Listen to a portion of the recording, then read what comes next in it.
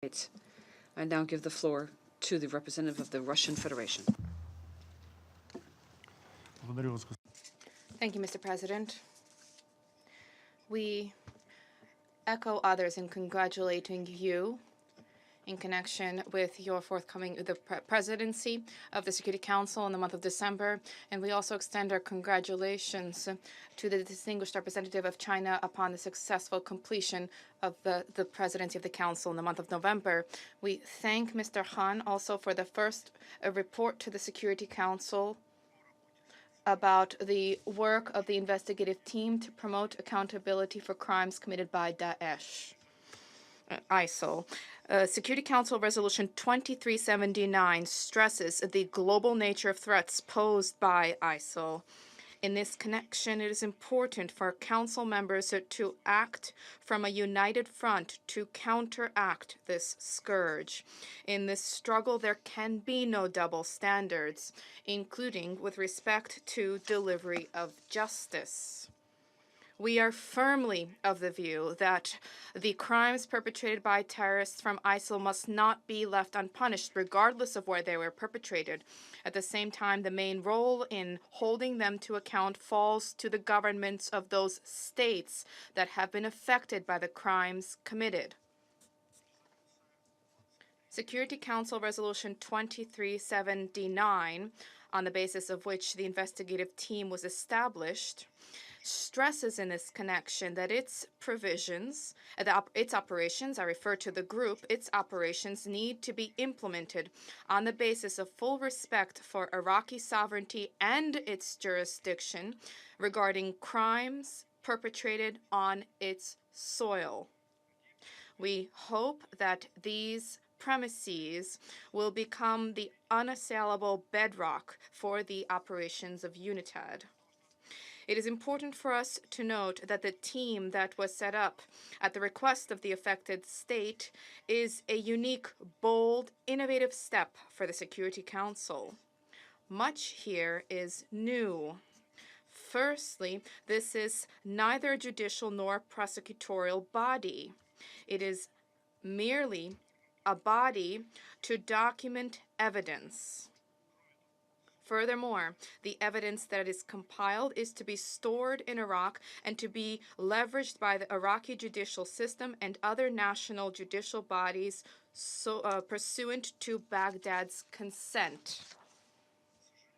Unfortunately, it is far from always the case that the views of the relevant states are accounted for in so thorough a way.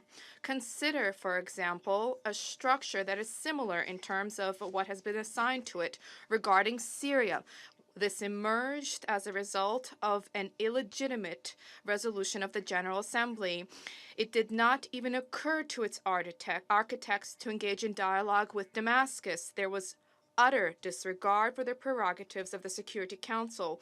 We should like to caution the leadership of the investigative team against any contacts with this illegitimate structure. Mr. President, we note the special advisor's intent to work constructively to discharge the mandate entrusted to him, which we view from the lens, above all, of criminal, not international humanitarian law. So from the report, we drew the conclusion that Mr. Han's mission enjoys support within the Iraqi community and society. We genuinely hope that it will be possible to safeguard this approach, and we fully welcome steps to achieve that.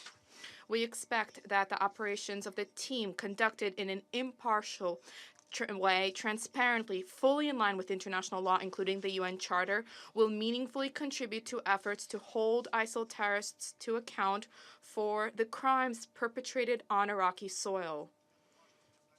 This is important for further counter-terrorist activities in Iraq. The ISIL caliphate, quote unquote, has been dealt a devastating blow, and this inter alia thanks to the same ruthless and relentless struggle against terrorism in neighboring Syria, which is being waged by the Syrian authorities with the Russian Federation's assistance. That notwithstanding, ISIL remains active in a host of Iraqi provinces mounting terrorist attacks and asymmetrical attacks. For our part, we shall continue to deliver assistance to the Iraqi authorities, both politically and practically, on the security front, as well as in terms of achieving long-term normalization of the situation. We shall continue to help to shore up the Iraqi army, including through coordination on regional security matters under the Quadripartite Center in Baghdad. We intend to broaden bilateral cooperation on other fronts as well. To conclude, I wish to note the following. We wish to see Iraq a strong, integral, independent, and prosperous state. A state within which its various ethno-religious groups live in peace and harmony. We believe that any international assistance, including the efforts of the investigative team, need to dovetail with efforts to achieve this goal.